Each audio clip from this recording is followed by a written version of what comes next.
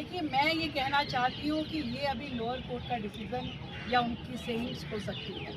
और हम सब जानते हैं कि जब ये सारा मामला उठा था तो किस तरीके से सबूतों के साथ उन्होंने छेड़छाड़ करी।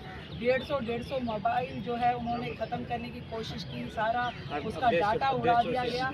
अगर वो सही थे, आज जितने घड़ियाली आंसू वो दिखा रहे हैं, ईमानदारी की, कट्टर ईमानदारी की बातें कर रहे हैं, तो मैं उनसे कुछ प्रश्न पूछना चाहती हूँ।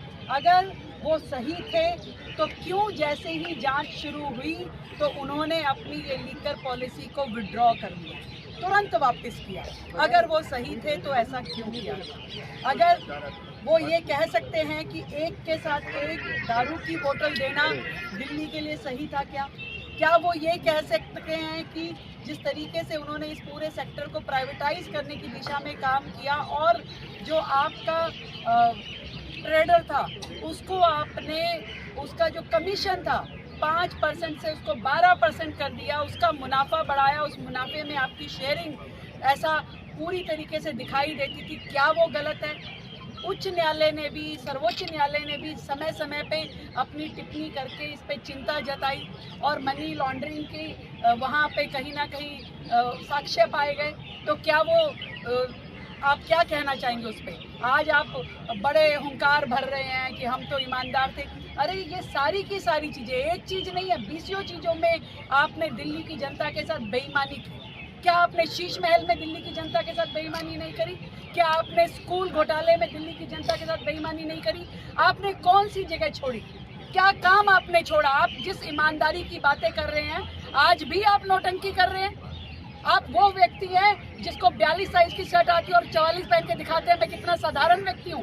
चप्पल पहन के आपको शीश महल से बाहर आपको रहने का मन नहीं करता। दिल्ली का शीश महल छोड़ के आप पंजाब के शीश महल में जाके रह रहे हैं। आप प्राइवेट जेट से नीचे बात नहीं करते। आप कह रहे मैं साधारण आदमी हूँ, मैं ईमानदार आदमी हूँ। आपने क्या 11 साल में दिल्ली की जनता का विकास किया?